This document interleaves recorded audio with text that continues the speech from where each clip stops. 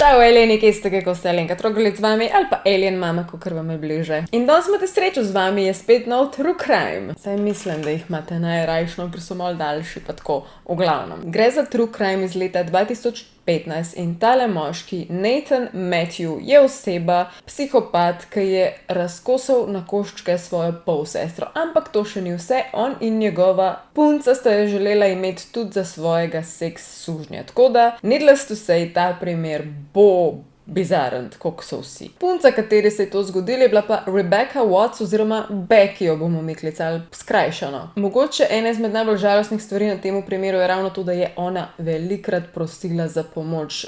Obrnila se je na več različnih ljudi in ustanov in vsega, ampak preprosto ni dobila potrebne pomoči. Dajala je več kot namige, da nekaj ni okej, ampak preprosto ta primer se ni niti približno že na poti do te grozne točke rešil, kot bi se mogel. Večkrat je želela povedati, da pošast, katera se v svojem življenju najbolj boji, živi dejansko v njeni lastni hiši pod isto streho in to je bil ta polbrat, pa preprosto ni prišlo to do pravih ušes. Zgodba se dogaja v Bristolu, United Kingdom, tam pa teče tudi lepa reka Avon in tam se rodi tudi naša Rebecca Watts, rojena 3. junija 1998, torej danes bi bila stara lepih rosnih 26 let, imela pa tudi 4 leta starejšega brata z imenom Daniel. Njena starša sta bila Tanja in Darren, ampak štos je bil, da sta se ona dva ločila že pred dejanskim rojstvom od Becky in potem je tudi Becky odraščala svojo mami Tanjo in pa z bratom Danielem. Dokler ni prišlo do ene spremembe, izmed prvih verjetno prekolov in zelo težkih stvari v življenju od Becky, in sicer, da je prišlo do pritožb, da ona malomarno ravna z otrokoma in se bila potem otroka dana v varstvo očeta. Ta oče je imel pa že novo partnerko, s katero se je tudi poročil,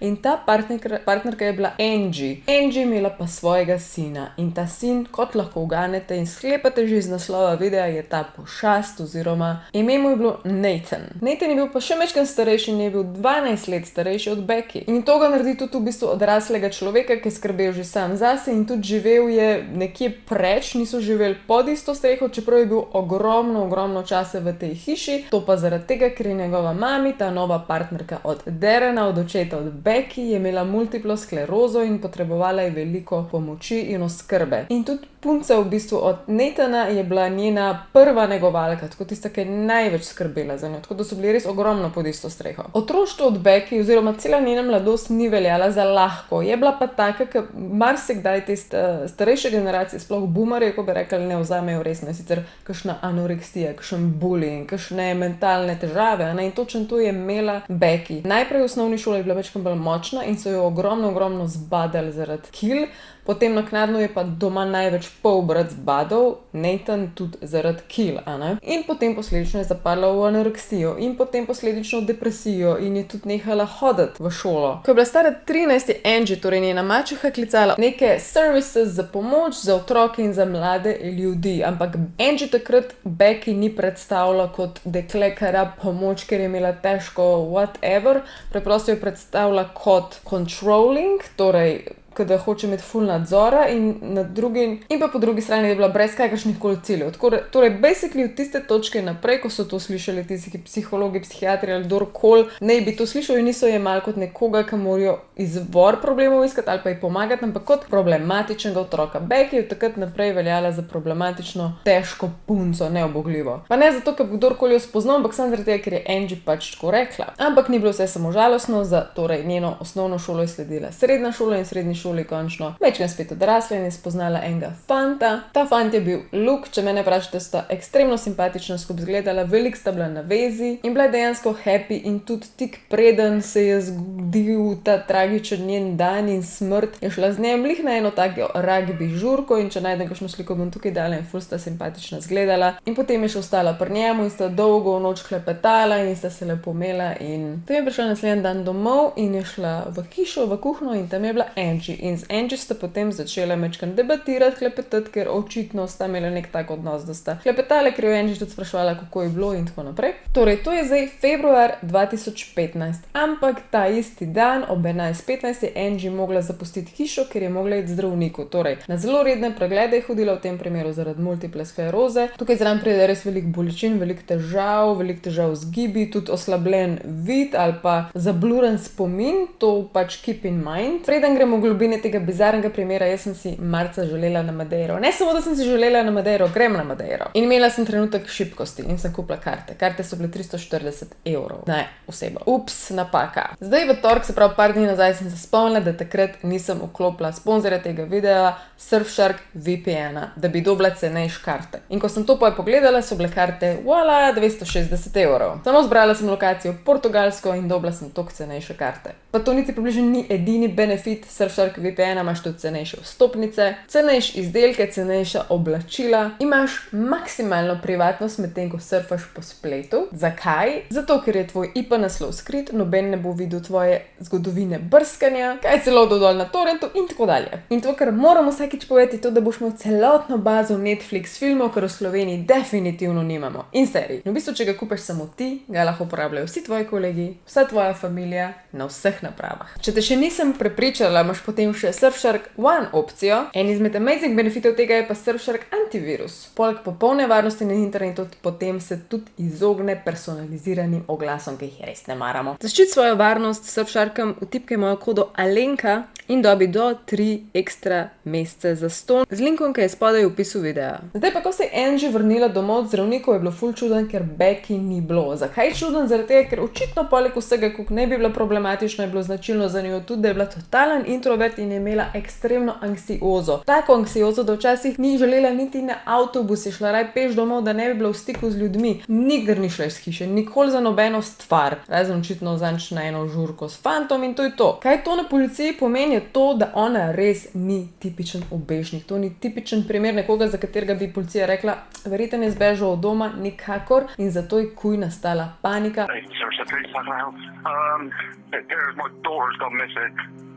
No one has seen her, no. No, we phoned around the family. All her friends have contacted us asking where she is, and none of them know. What's her name? Rebecca Watts. Kuj se je sprožila akcija, oziroma še isti večer so šli v akcijo in tukaj je bilo ogromno prostovoljcev, ogromno ljudi sodelovali. Bili so res amazing v Bristolu, vsi so jo vsaj poznali ali pa tudi ne, so po ulicah dejansko kazali njene slike in sprašvali, če kdo kaj videl in če kdo kaj ve. Res so bili skupnost. Vse, kar je manjkalo od doma, ni bilo tako, da bo kdo kaj ukradel in ugrabil njo, ampak danes samo njena osebna lastnina, sicer telefon, tablica in laptop, najbolj osebne stvari. In vse to je bilo izključeno. Izključeno do mere, da tega niso mogli slediti, najdeti kakorkoli že, te naprave so bile ugasnjene. Ta primer je postal tudi precej viralen, oziroma po celi državi, po United Kingdom se je o tem govorilo, bilo je na televiziji in vsi so nekako vedeli za to. Pojavil se je tudi hashtag #FindBecky. Resnična zgodba gre tukaj precej po žalostni poti, namreč en teden ni bilo ne duha, ne sluha, ne niti sledu, ker v tem primeru je za marsikoga že pomenilo, da je velika verjetnost, da Becky ni več živa. Takrat policija ni več vedela, kaj drugega narediti, ni bilo konkretnih osumljencev in so se lahko obrnili samo na zadnjo osebo, katera je bila v stiku z Becky, in to je bila Angie. Tukaj se pa začnejo stvari zapletati, zaradi tega, ker je Angie začela rahlo spreminjati svojo zgodbo. Ko je prvič bila zaslišana, je rekla, da ko sta one dve z Becky klepetale, takrat v kuhinji, če se spomnite, ne bi bile same v hiši. Potem kasneje pa je rekla, v bistvu niso bile same, takrat sta bile tudi zgoraj ali nekje moj sin in njegova punca. So she was assuming it was Becky going out. Yeah. So I'm assuming it was Becky going out. Okay. No one saw her go, but No. just heard the door go, Yeah. and the assumption that Becky had left the Yeah. house. Torej, Nathan in Shona. Punca od Nathana je Shona. Zdaj gremo pa še čisto mečkan v ozadje zgodbe od Nathana, ki pa tudi ni najbolj srečna zgodba, ni bil srečen človek, otrok. Imel je težko otroštvo in tako imenovano fibromyalgia. Če sem najdela slovenski prevod, bom dala tukaj. Je pa to bolezen, kjer ima veliko bolečine, hude bolečine, utrujenosti, nespečnosti in vpliva to tudi na mentalno zdravje, definitivno, tako da je imel absolutno tudi težave v šoli in zdaj kasneje kot odrasel pa tudi v službi. Ne vem točno, kdaj je začel s Shono, ampak ko je bila ona stara 14 let, on pa je bil takrat že veliko starejši od nje in tudi polnoleten, tako da ni treba besed zgubljati tukaj, da ni bil zdrav odnos, ni bilo okej, že v štartu ni bilo okej in sploh potem je ratalo bolano vse skupaj. Torej, na slišanje sta mogla tudi Shona in Nathan in njuna zgodba najprej je bila dokaj taka neomajna, v bistvu ne samo neomajna, njuna zgodba je bila tako do pekice natančna, do pekice identična od obeh, čeprav se jih ločeno zaslišvali, logično, in že to je bilo mečkan sumljivo. In sicer zgodba je bila taka, vsaj od Šone, je rekla, jaz sem prišla v hišo, potem sem slišala gor glasbo in ker je bila gor glasba, sem sklepala, da je itak Becky doma. Šla sem v kuhinjo, vzela cigaret, sem šla ven kadit, prišla nazaj noter, umila roke in potem sem zaslišala, da so se vhodna vrata zelo putanila, kad je šel nekdo ven in je ona absolutno potem sklepala, da je šla to Becky ven iz hiše. Finish. The door was locked, so obviously we used a key from underneath the recycling bin. Got in. Heard music upstairs. Assumed Becky had been in then. I went into the kitchen to get a cigarette and went to go outside to have a cigarette. My daughter started whinging because she wanted to come out with me, so I took her down to the garden. Shauna said that she went back in. Nathan je povedal, kot sem rekla, identično zgodbo. Mogoče preveč identično, ker kakšne take detajle si jaz biti ful težko zapomnila, vsaj jaz. Čas to pomeni dober znak, ampak v tem primeru izgleda, da je že preveč zvadeno. Še eno vprašanje je imela policija in sicer, zakaj sta se ona dva toliko izogibala zaslišanja na začetku. Vsi so sodelovali na polno, cela skupnost, vsi so bili na ulicah, vsi so iskali po rekah, po gozdovih, povsod. Zakaj sta se ona dva tako izogibala tega? Potem pri kakšnih osnovnih izjavah so bile luknje, naprimer Šona je trdila, da v bistvu se Nathan ful sekira zato, ker Becky ni in je v žalosten in bogi, medtem ko je potem Nathan direkt rekel, ne, midva se niti približno nisva razumela z Becky, pač nisva se štekala, pika amen konc. Ker je bilo pač toliko stvari tukaj že čudnih, so potem končno dobili forenziki in celotna ekipa še enkrat nalog, zato da so lahko šli v hišo in jo preiskali in kaj so najdel. Dejansko so najdel v Beckyni sobi ostanke, take mini ostanke krvi in pa tudi en prstni odtis. In ko so šli čez vse to v laboratoriju, so valjda dobili, da je to kri od Becky in da je to prsten odtis od nobenega drugega, kakor od Nathana. Potem je policija valjda takoj lahko šla do Nathana in do Šone z aretacijo. Potem končno na tem zaslišanju se pa vidi živčnost, pri Nathanu tako ni še to grozen, pri Šoni pa že res očitno, da je živčna in da jo je strah. Policija na tej točki šla lahko tudi čez njun dejanski dom, kjer sta živela in ni treba sploh razlagati posebej, lahko si predstavljate, da je bilo res nastlano, kot da bi bila horderja, bila je štala, nobenega reda, če v glavi ni reda, ga ponovadi tudi ni tako v življenju, razen enega samega prostora. A uganete, kjerga? Kopalnica. Kopalnica je bila zaloščena v nulo in to ful pogosto pomeni tako največji red flag, da se je mogli nekaj tam zgoditi, nekaj, ker so temeljito spucali, ker druge je bilo tako po 2 cm prahu in saranja. Kopalnica je bila zaloščena, nobene logike. Pa to niti približno še ni vse. Kakor ste se pripravljali s tisto zgodbo za zaslišanje, vse ostalo se res nista, zaradi tega, ker sta pred kratkim kupila cirkularko, goggles, očala, ko bi pač križ pricala, rokavice in vse te bizarne pripomočke pa vrv in dejansko sta imela doma še vedno račun od tega, tako da je policija najela ta račun in je videla vse, kaj sta kupovala in to še ni vse, tudi v tej trgovini, ker sta vse to kupila, so nadzorne kamere vse posnele in so dejansko imeli jih na posnetku. Na tej točki one dva nista več prijeta zaradi ugrabitve ali pa kakršnekoli sumne, ampak že zaradi velike sumne umora, ne? Nathan je v bistvu potem na naslednjem zaslišanju že praktično res priznal, ni mogel več. Ampak to je en tipičen psihopat, narcis, nek sociopat, ne vem točno kaj, ne morem jaz obsojati, kaj je bil, ampak on je rekel, da je ni hotel ubiti, ampak jo je hotel naučiti lekcijo, da je bila toliko zafnan, smotan otrok. Right, if we start with this idea you had about scaring Becky.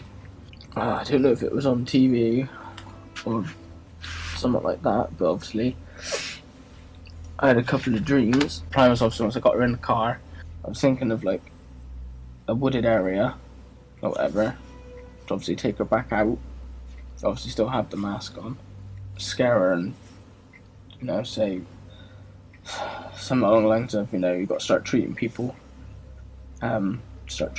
better, you know, not being sure self-centered. Hotel naučiti, kako biti boljša do očeta Darrena oziroma po očeta in do njegove mami in da v bistvu je hotel, da si sam predstavljal, da bi jo speljal nekam v gost, da bi jo še vedno masko gor, da bi jo sam prestrašil, da bi rekel obnašaj se in jo zapeljal nazaj in To je tipično pokroviteljsko, ko on reče, jaz nisem nič slabega hotel, jaz sem sam hotel lekcije naučiti, jaz sem boljši, jaz vem, ona je bila glupa, mlada, pruno, annoying.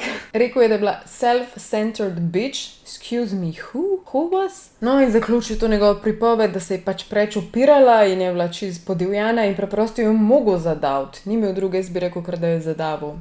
Ampak kmalu je potem policija prišla do hujših zaključkov kot sem to. Kmalu so najdli tudi njeno dejansko truplo oziroma karkoli je ostalo tega trupla, ker jo je popolnoma razrezal na koščke in dala v 2 velike črne vreče in te vreče sta potem skrila na sosedovem dvorišču v tako vrtno uto, kjer naj bi imel neke pripomočke, sploh ne vem zakaj k sosedu, kada na sosed najdu, ne vem. Zdaj gremo pa še globlje to zgodbo in mogoče rata še najbolj nesti do zdaj. In sicer dejanski odnos od Shone in Nathana, ko sem že rekla, je bil za nič toksičen in tudi ona ne bi z njegove strani doživljala nek abuse, ne vem, psihičen ali fizičen, ampak tudi ona definitivno ni bila ok, namreč najdel so njena sporočila, ki jih je pisala Nathanu in oba sta bila seksualno mečken, ni lepše besede, bila sta totalna pedofila. Tole upam, da sem najdla sporočil od Shone, ki mu je dejansko napisala: videla sem v trgovini eno majhno drobno punco, to bi bila huda, da bi jo najraje onesvesila in jo privlekla domov. Take izjave, a ne, ker ona dva dejansko sta pač imela fetiš na mlade, majhne, po možnosti otroke, tako je bila Becky ful mlada. In Becky je bila popolna žrtev, ker sta jo tako zelo sovražila oba iz dna srca, da sta se odločila, pa se ni dosti, da jo sam ne vem kaj ranva ubijeva, lahko jo imava še za seks sužnja, čeprav konec koncev jo je Nathan v bistvu zadaval že v njeni sobi, tako da ne vem, kakšen je bil dejansko plan s seks sužnjem. Staja tudi verjetnost, da je Nathan sovražil Becky zaradi tega, ker je pač on bil že majčkeno starejši, je ona prišla v družino kot dojenček in mogoče je dobila vso pozornost in mu šlo to ekstremno na živce. Becky tudi ves čas opozarjala, da Nathan na njej bullying izvaja, da jo zmerja, sploh jo zmerjal, da je debela in potem je padla to anoreksijo. Ba je na eni točki tudi enemu učitelju povedala, ki je bil namenjen temu, da je en fant, ne vem kdo, njene eksplicitne fotke dal v javnost in jo noben ni resno jemal, vsi so to čist ignorirali in pustili pri miru. In res je to primer, ker ona ni dobila nikakršne pomoči. Torej 15. februarja sta si jo Nathan in Shona zbrala za svojo glavno žrtev njunih fantazij in seks sužnja. Za orodje sta imela stun gun, lisice in pa vrvi. To, da sta prišla v tisti doma, ne, ker je bila tudi Angie in pač Becky in Darren, ni bilo nič čudenega, zaradi tega, ker sta pogosto hodila tja kot skrbovalca od Angie, ampak ta dan je šel potem Nathan gor v njeno sobo in jo tam zadavil. Poleg tega, da jo je zadavil, je še 15krat zabodel. Potem je pa strpal v prtljažnik in šel nazaj v stanovanje in potem se je dejansko zgodilo točno tisto, kar je Shona povedala, ker sta imela identično zgodbo. Ona je šla v kuhno in je prižgala čiku zunaj in šla nazaj noter. Točno to se je zgodilo. 19. februarja, 4 dni kasneje, po poročilih, naj bi potem razsekala, razkosala, ne vem, najbrž zaradi vonjav in da sta se preprosto znebila tega, jo dala v plastične vreče in zbasala v tisto vrtno uto. Še ena nora stvar, ki vam jo zdaj lahko povem, ker prej nisem omenjala in je pa pač res, da sta imela tudi Shona in Nathan svoje otroke. Ne vem niti kaj, ampak imela sta svoje otroke, torej dva basically pedofila, čist mentalno bolana posameznika sta imela tudi svoje otroke. Boga otroka, ali otroc, ali otrok, ne vem koliko jih je, ko bojo to enkrat mogli razumeti in slišati. Zdaj pa, ko pride do njunih kazni, Nathan se je pač želel sklicevati na to, da je pač ni želel namerno ubiti, samo mogel jo zadaviti, ker je pač bla bla bla bla bla, a ne, da bi jo naučil lekcije. On je dobil potem dosmrtno ječo, hvala Bogu, ampak možnost pogojnega izpusta po 30 letih. Shona, by the way, ga je pa čist je rekla, jaz nisem imela popolnoma nadzran, jaz sploh nisem vedela, da on ta dan karkoli planira, jaz sem tukaj basically nedolžna, ampak so potem najdel tudi njene sledi in DNK in prsne odtise na unih vrečah, tako da je bila na koncu isto obsojena, ampak je dobila možnost pogojnega izpusta po 17 letih. Ker sem po ene hit videla še intervjuje z njenim dejanskim bratom Danielem, torej brat od Becky, biološki, je rekel, da si mislil, da nista dobila dosti, da je Nathan totalna pošast in da edina fair stvar zanj bi bila direktna smrt. Sem pa videla tudi Angie in Darrena, torej mačeho in očeta od Becky, ki sta nehiter komentirala in sta rekla, da tega itak nikoli ne bi pomislila pri Nathanu in pa tudi, da je pošast in da ne glede na to, koliko kazni bi Shona dobila, ni dovolj. To je to za ta video, upam, da je bil všeč, lahko me nagradite z lajkom ali pa subscribem, če še niste subscribeni na Elin kanal. Še enkrat vas spomnim na bolano ponudbo za Surfshark VPN. Zaščiti svojo varnost s Surfsharkom, vtipkaj mojo kodo Alenka in dobi do 3 ekstra mesece za ston z linkom, ki je spodaj v videu. Elin mam out, pridni bote, aj čau.